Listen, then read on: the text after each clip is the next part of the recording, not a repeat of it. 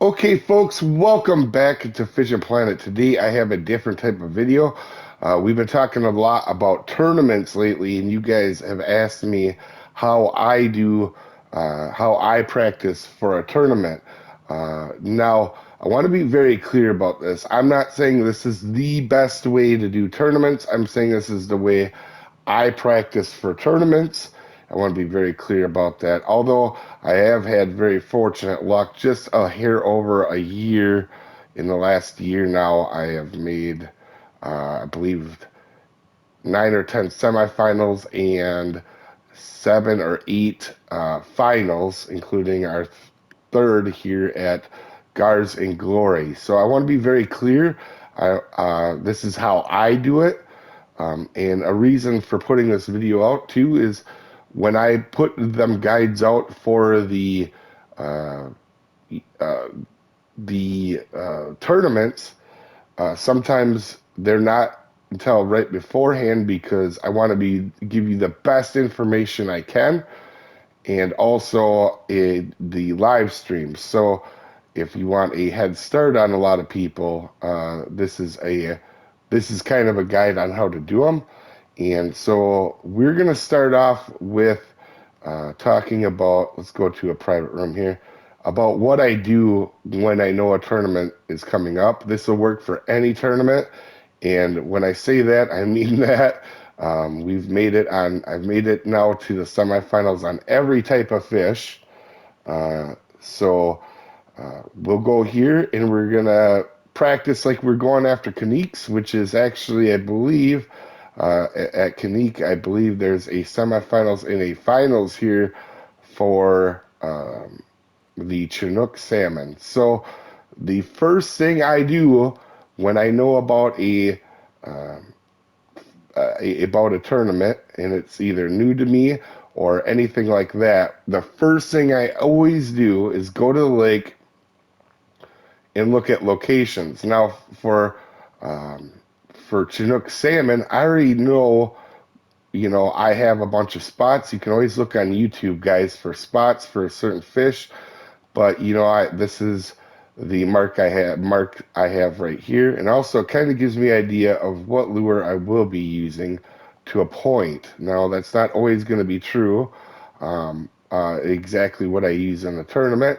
But for here, well, look, there's another unique spot, so I'll go make sure I know exactly where all my unique spots are, just like this on the Chinooks. And that kind of gives me an idea of what I'm doing and what weight they're going to be, um, because the next step that I do is I kind of get an idea what I'm going to use for lures. For my second part here is I kind of know what I'm using for lures, and a big part is knowing what pole to use. So, for example, just as a quick reference, um, if for Chinook, I basically want to use the biggest pole with the fastest recovery I can, and right now, currently, that is the Nile Chaser. So I know I'll be using that, and or maybe something similar to it, like a Tropicana. Um, but that kind of gives me ideas of what I'm using for poles. Then the next thing I do, the absolutely next thing I do, and this is the most important thing I think you guys are gonna know in this whole guide. This is one of the two most important things. I will sit at this one location and I will fish them and figure out exactly the respawn times of the trophies and uniques in the area. So, for example, I already know what these are. I've fished them quite a bit. I know that the unique Chinook is a 37 and a half minute real time respawn. And the trophy, because they can be different, and you need to test this out. And this is the most important part and sometimes the toughest. And I know the trophy is a half an hour. So I know that sounds crazy, but you want to fish these until you might take you 3 times of sitting here, 4 times of sitting here to figure out what their respawns are, and then the area of effect. Now, for example, You guys know this from my unique guide video, unique mechanics video. But if we catch a Chinook salmon here, a unique, we cannot catch it down here, right here. We can, however, catch it down here, and that's stuff you need to test. Um, because it is very interesting, and trophies and uniques are different. For example, you catch a unique here and a trophy here. You can't catch your unique here, but you can still get a trophy. The trophy respawn area, or the trophy area of effect when you catch it, where you can catch it, is a lot smaller, guys. And this will work for every type of fish. There is a few exceptions. Obviously, some of the fish at like Louisiana, or if you're spotting, are not going to have respawn timers. You can basically catch them again right away. Uh, but outside of that, that is like one of the most important things. So once I kind of know that, I will go to the tournament. For example, let's go to like this one here, and we'll see here in we'll go load this up. This will take a second, but you want to go to this menu. Actually, we'll use the real menu here. We'll go over to the tournaments. We have this chargers coming up here, and of course, it's going to take a second to load now. And what we're going to want to do is go on the thing, and we're seeing right here.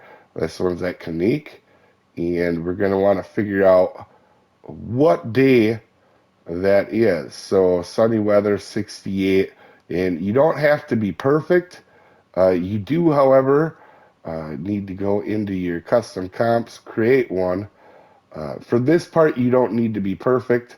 And what you're going to do is you're just going to go, you're going to find that sunny weather. So we know this is sunny weather right here. This is all cloudy and rain. And you're going to try to look for all the weather patterns. And we're getting, there we go. We need that last one. There we go. And this is partly cloudy. So we know right off of the weather pattern, we don't have to be exact, but we want to start using these days that you see right here. So a lot of people call this the Batman day. And we will go over here and look, we're already on that day. Now, the weather pattern isn't exactly right, but we can use the regular days in the lobby just to get us close. So then what I'll do is I'll test out lures, like for example, the roach spoon I really like up here, but also bullet spinners, nymphs, anything that you think would work, you're going to want to try them out on them days, narrow it down since it is a similar weather pattern, and then kind of narrow it down to what lures you want to use. And then you're going to, and then try them out.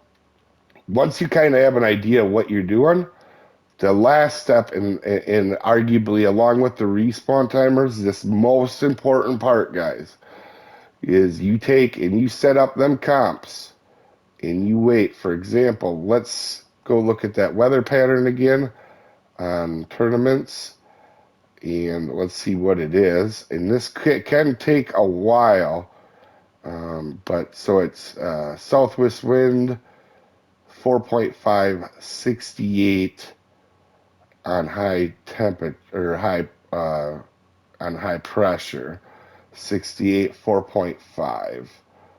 So you go into your custom comps, and you can set these up, and you can run these. You can set these up for the full 2 hours, as you can see here, and then go over to here. So we know we want a 68 and 40 or 4.5 southwest winds, and this will take a little bit to find.